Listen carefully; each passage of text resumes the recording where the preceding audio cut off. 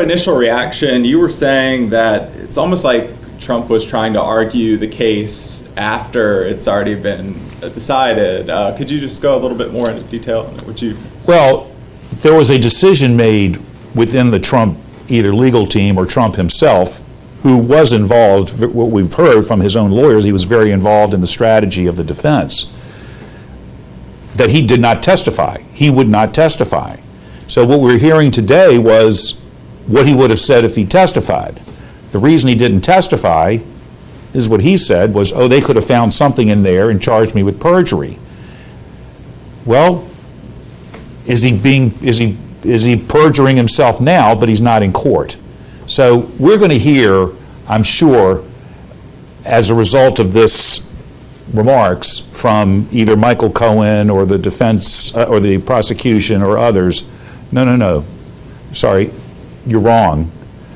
I think what you just saw was what he would love to have said on the stand, but he either was told not to by his lawyers, which is typical, or he knew he couldn't do it because he could have been found guilty of perjury.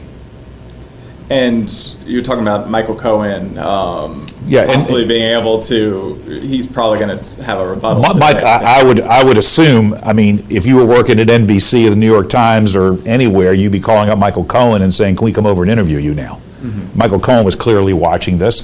Probably all 12 of the jurors were watching this. They heard all the evidence. So there's going to be, rebuttal to this. Trump is counting on, obviously, the people who support him, that they're going to believe him and not anybody else. But today he was attacking the judge, he was attacking the prosecution, but he didn't really say too much about the jury. I don't know if that's part of the gag order that he says is still going on. Well, he's always sort of shifted this away from the jurors, that this case would never have been brought. Bragg didn't want to bring it. New York, Southern Branch didn't want to bring it, all this. They didn't want this case. But then it happened, okay? And so other people thought, according to him, that this was not a good case to bring. They brought it. You had 12 jurors, New Yorkers, one of whom said he used to read Truth Social and watch Fox News, so he was amenable to listening to Trump's arguments. He was one of the 12 that voted to convict on all 34 counts. You also had 2 lawyers. Excuse me one second. Let me turn this guy up. I'm sorry. Damn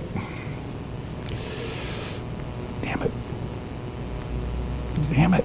Okay, power off. You also had 2 lawyers on the jury. And I spoke to some lawyers before I came here to talk to you today. Lawyers take these written documents very seriously. That thing with legal expenses on that, was it really legal expenses or was it not? What was the intent? And all the other testimony in the trial was that they wrote legal expenses to cover up the fact that they were paying this money to Stormy Daniels. So lawyers take this stuff seriously. Judges take this stuff seriously. Clearly the jurors took this stuff seriously. Trump is right. Most of the charges were related to legal documents, legal expenses. He's trying to minimize that right now. But the real evidence is what came out during the trial. There is a law against it, right? He may even have trouble right now with the Internal Revenue Service, because if you were claiming these things were legal expenses, and then that's how you were accounting for them in your taxes, your tax returns, all right, well, maybe you should have been paying taxes on that instead of giving it out to your supposed fixer. It was also very interesting that he was trying to sort of reestablish Michael Cohen as a good lawyer. He was a good lawyer. He wasn't a fixer and all this, as he's been called. I'm sure Trump may have even called him a fixer at some point, but now he's a great lawyer. Now, there's some things I didn't like what he did. Now the defense's argument that he was a serial liar. A serial liar. Okay, well, which is he? Is he a serial liar? I mean, keep in mind, Michael Cohen went to prison for Donald Trump. So he's already paid his time, and now he wants Donald Trump to pay for his time and for his crimes. So I'm sure we haven't heard the last of Michael Cohen. And keep in mind, the jury, which The jury was told. I mean, the whole case for the defense, it seemed like, to try to make Michael Cohen an unbelievable witness. And it didn't work. 12 jurors, 34 counts, unanimous on all 34 counts.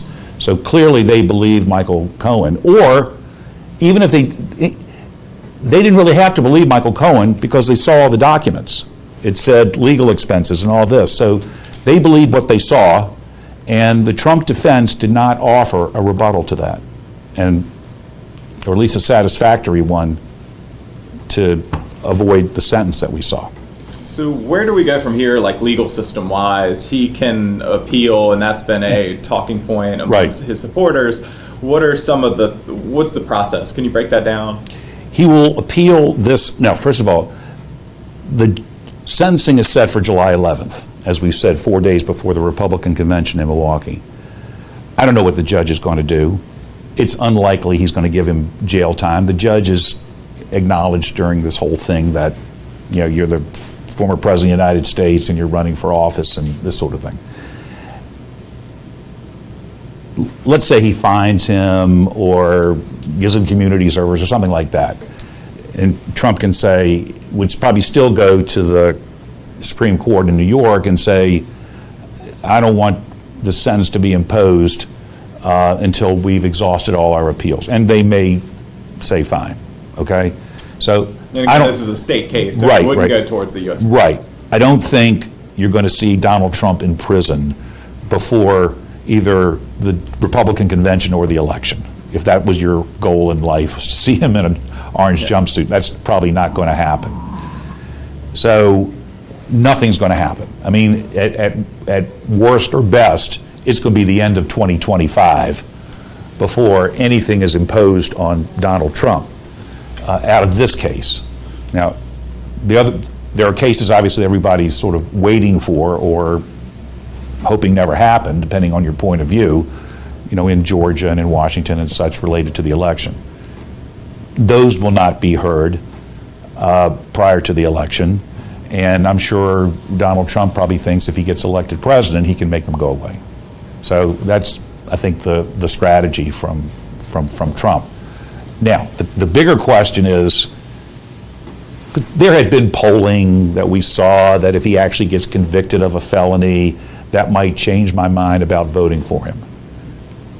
I'm sure we're going to see more polling on that question because you can see what they're doing. The whole strategy for the Trump team is to diminish this trial, to diminish this judge, to diminish the verdict, and of course, if there's any sentence, to diminish the sentence.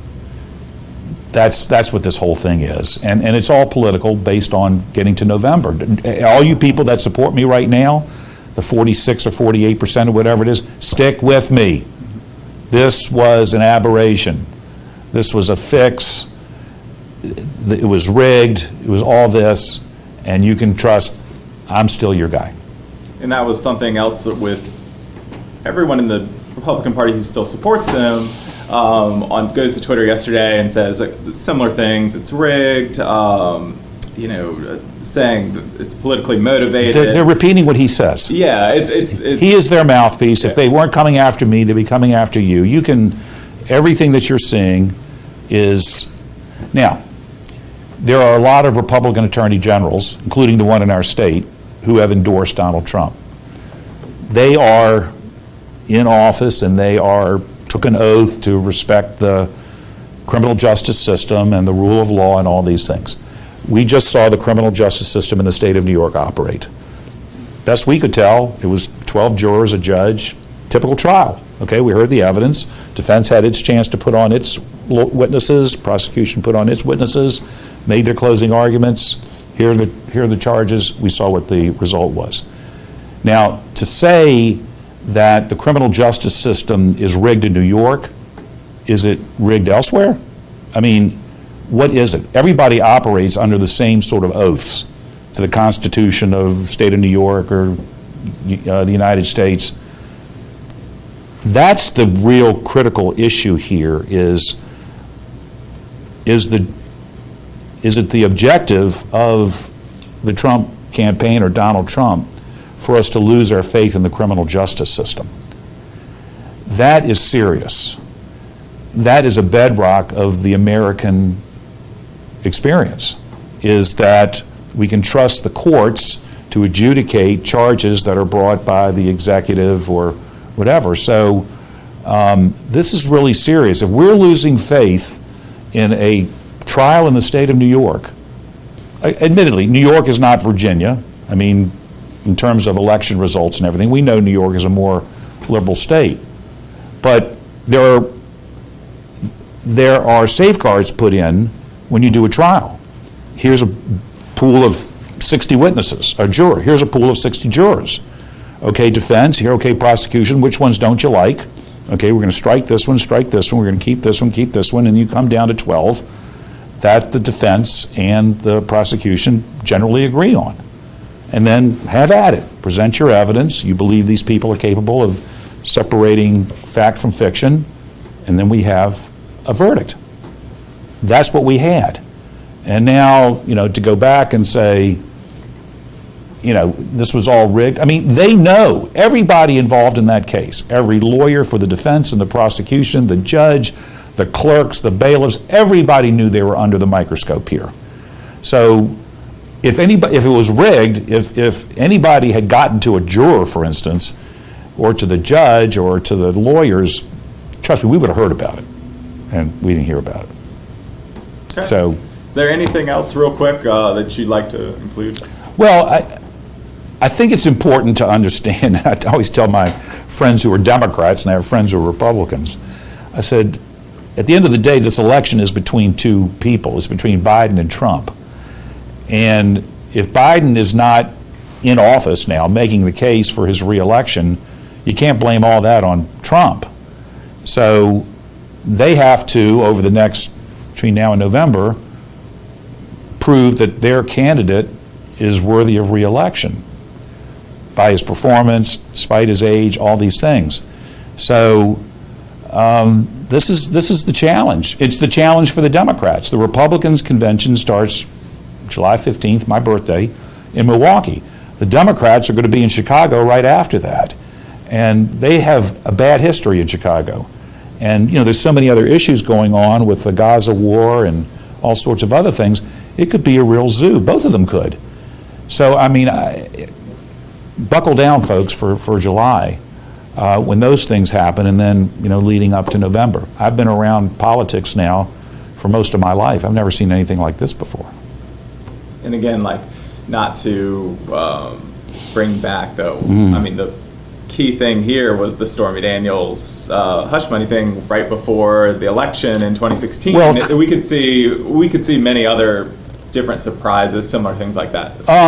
Well, keep in mind, the world is a very unstable place right now, okay? Nobody saw October 7th coming.